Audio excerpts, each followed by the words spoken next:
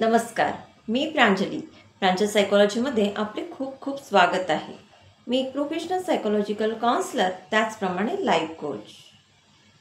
आज आपण सगळ्यांच्या हातात 24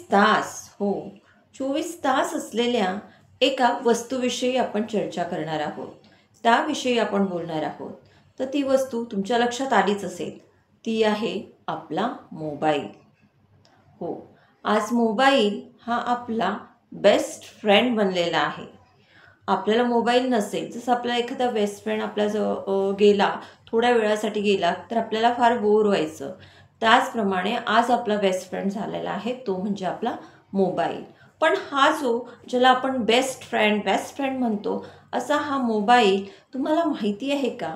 हा आपल्या जीवसुद्धा घेऊ शकतो, म्हणजे आपले प्राणसुद्धा घेऊ शकतो, इतका हा घातक आहे. हा मोबाईल आपण कसा वापरतो यावर सुद्धा डिपेंड आहे. तुम्ही म्हणाल की मोबाईलशिवाय आजच्या जगात मोबाईलशिवाय राहणं अशक्य नाही. मोबाईलचा वापर तुम्ही मुळीच करू नका असं मी म्हणणार नाही, किंवा असं कुठलाही व्यक्ती तुम्हाला म्हणणार नाही. परंतु मोबाईलचा वापर किती करायचा आणि कसा करायचा हे आपण समजून घ्यायला हवं आहे. तर मी एक वाक्य बोलली की मोबाईल हा आपला किलर झालेला आहे. हा आपले प्राण घेतोय, आपल्याला संपवून टाकतोय हे. आणि मृत्यूनंतरच नाही, तर जिवंतपणी सुद्धा आपल्याला हा वेदना देणारा आहे. तर कसं काय ते आपण जाणून घेऊया. एक रिपोर्ट्स आत्ताच काही महिन्यांआधी समोर आलेला आहे की मोबाईलमुळं कितीतरी लोक शारीरिक आणि मानसिकदृष्ट्या आजाराने त्रस्त झालेले आहे. मग शारीरिकदृष्ट्या कुठले आजार? बऱ्याच लोकांना मोबाईल बघायची सवय जी असते, ती सवय त्यामधून रात्री बरेच वेळपर्यंत बघतात. छोटे मुलं आहेत तर तुम्ही बरेचदा आपले जे डोळे आहेत ते अगदी खुसखुस करायला लागतात. अगदी असं वाटतं की बापरे, किती दमले आहेत ते डोळे, आणि अगदी दुखायला लागतात. कळत नाही की काय झालं आहे माझ्या डोळ्यांना. मग आपण डॉक्टर्सकडे जातो वगैरे वगैरे, आणि मग आपल्याला काही मेडिसिन्स दिले जाते, काही त्या आय ड्रॉप्स दिलेले जातात. पण हे कशामुळे होतं? ज्या आपल्या मोबाईलमधून इतके हार्मफुल रेस बाहेर येतात की जे ब्ल्यू कलरचे असतील ते खूप हार्मफुल आहेत, आणि ते आपल्या डोळ्यांवर सतत येत राहतात जर आपण सतत मोबाईल बघितला. त्यातही आपल्याला सवय असते की मोबाईल आपण थोड्या दूर डिस्टन्सवर ठेवून बघत नाही. अगदी आपण असा जवळ घेऊन त्या मोबाईलकडे बघत असतो. तेव्हा ते रेस आपल्या डोळ्यांना कोरडं करतात, आपली नजर कमजोर बनवतात. तुम्ही बघितलं असेल, मोठ्यांनाच नाही तर छोट्या छोट्या मुलांना सुद्धा आज स्पेक्ट्स लागलेले आहे. ते सुद्धा आपले चष्मा घालून फिरत असतात. तर अशा प्रकारे आपल्या डोळ्यांसाठी ते हानिकारक आहे. त्याच पद्धतीत मोबाईल बघताना आपण तासनतास मोबाईल बघतो, आणि ते मोबाईल बघताना आपल्या ज्या बॉडीचं पोश्चर आहे ते आपण वाकून बघतो. या पद्धतीने आपण मोबाईल बघितल्यामुळं आपली जी मान आहे, त्याचे जे सांधे आहेत, मान आहेत, पाठ आहे, हे सांधे अकडले जातात आणि आपल्याला मणक्याचे, मानेचे, पाठीचे, खांद्याचे दुखणी सुरू होतात, आणि मग आपण डॉक्टरचे चक्कर लावायला लागतो.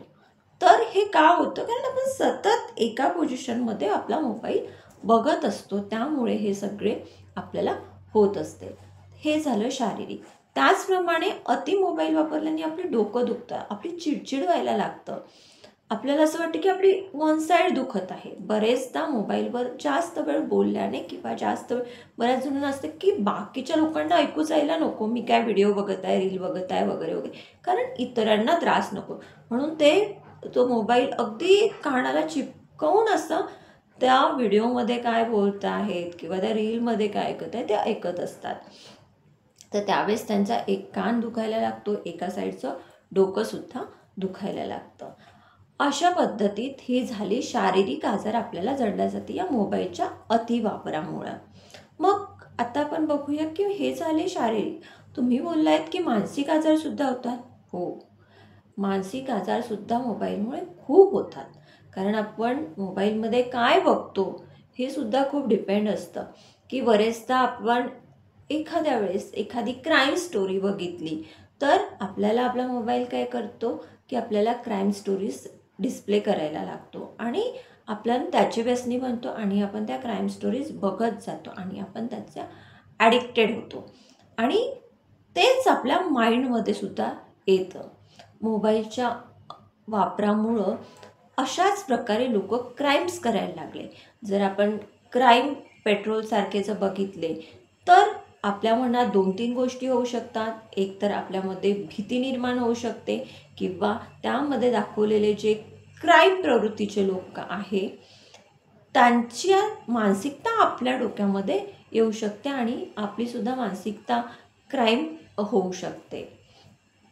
तर हा झाला मानसिक. त्याचप्रमाणे आपली चिडचिड वाढते.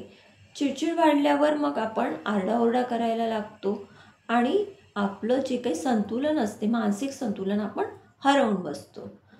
महत्त्वाचा आणखी एक त्याचा परिणाम म्हणजे की आपली झोपेचे 12 वाजतात. आपल्याला नीट झोपच लागत नाही. कारण त्या रेजमुळे एक तर आपल्या डोळ्यांना त्रास झालेला असतो, आपला ब्रेन थकलेला असतो आणि ज्यावेळेस आपण रील्स वगैरे बघतो तर रील्स ही खूप कमी वेळाची, आधी तर 30 सेकंदाची रील असायची, आत्ता ते 3 मिनिटावर गेलेलं आहे. तर ते रील्स बघताना त्या एकाच याच्या रील्स येत नाही, म्हणजे एकाच टॉपिकच्या रील्स येत नाही, तर वेगवेगळ्या प्रकारच्या रील्स येतात आणि आपल्या ब्रेनला जी काही इन्फॉर्मेशन आपण घेतो आहे त्या इन्फॉर्मेशनवर प्रोसेस करायला काही विशिष्ट वेळ लागतो. परंतु आपल्या रील्समध्ये काय होतात, की वेगवेगळ्या विषयाचे वेगवेगळे रील्स एकामागून एक येत राहतात आणि बरेचदा आपण तो 3 मिनिटाचा रील बघतसुद्धा नाही. आपण 30 सेकंदात 20 सेकंदात तो स्क्रोल करतो आणि नवीन इन्फॉर्मेशन येतो.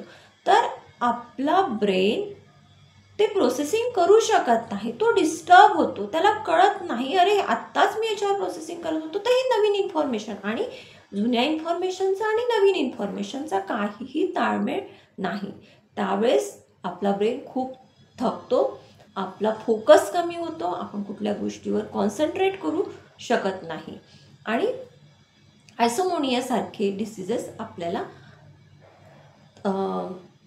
त्यासाठी आपल्याला सामोरे जावं लागतात किंवा आयसोमनियासारखे आपल्याला डिसीज होतात. तर बरेचदा असं होतं की आपण विसरण्याची सवय आपल्याला लागतो. हे सुद्धा अति आहे, कारण आपल्या मज्जातंतूवर त्याचा परिणाम होतो आणि आपले ब्रेन जे आहे ते डिके व्हायला लागतं. आपल्या डोळ्यांचा आणि ब्रेनचा एक कनेक्शन असतं. सो एक गोष्ट लक्षात ठेवायची की एवढे सगळे परिणाम होत असतानाही आपण मोबाईल का बघतो आणि याचं जर प्रमाण खूप वाढलं, आपली मानसिक स्थिती खूप वाढली तर आपण मनोरुग्ण होतो आणि आपल्याला मेंटल हॉस्पिटलमध्ये जावं लागतं. तर मला एक सांगा की तुम्हाला आवडेल का मनोरुग्ण होऊन मेंटल हॉस्पिटलमध्ये जायला? किंवा बरेचदा बोटांची सतत त्या स्क्रीनवर आपला त्याचा कॉन्टॅक्ट आल्यामुळे सुद्धा आपल्याला शारीरिक आजार होऊ शकतात. तर आपल्याला एक शारीरिक किंवा मानसिक आजार घेऊन आपल्याला आपलं आयुष्य ठेवायचं आहे. तर आता तुम्ही म्हणाल की मॅम तुम्हीच तर व्हिडिओज टाकता, मग आम्ही ते बघायचे नाही का? नाही, तुम्ही बघा, पण तुम्ही बऱ्याचशा गोष्टी असं पण करू शकता की व्हिडिओ लावून ठेवून तुम्ही फक्त ऐकू पण शकता. तुम्हाला एक बघण्यासारखं नाही आहे, ऐकायचं आहे. तुम्हाला ती इन्फॉर्मेशन ऐकून ती आपल्या लाईफमध्ये ॲडॉप्ट करायची आहे. आपल्या लाईफमध्ये त्याचा ॲडॉप्ट करून आपल्याला समोर जायचं आहे. सो आजपासून ठरवा की जो काही मोबाईलचा वापर आहे तो मी फोन करण्यासाठी किंवा फोन आला तर तो रिसीव करण्यासाठी करेल किंवा जे काय आपण फॅमिलीजमध्ये खूप सारं बोलत राहतो ते थोडं कंट्रोल करेल आणि एक स्वतःमध्ये एक नियम ठेवा की मी एवढ्या वेळाने जे काही माझे अपडेट्स वगैरे असेल ते बघत जाऊ. त्यानंतर आपण हेही बघितलं की याचा मानसिक परिणाम असाही होतो की जे लोक जॉब करतात वगैरे त्यांचे सगळे सकाळी उठून ते आधी मोबाईल बघतात आणि तिथे काहीतरी मेल्स असतात आणि ते मेल्स असतात कामाचे वगैरे आणि त्यांना एकदम प्रेशर येतं. तर उठल्या उठल्या सकाळी त्यांना ते प्रेशर सुरू होतं. सो उठल्यावर हा नियम बनवा की 1 तास तरी आपण मोबाईल बघायचा नाही आणि मी तुम्हाला अगदी मनापासून विनंती करते की रील्स बघणं टाळा. रील्स बघू नका.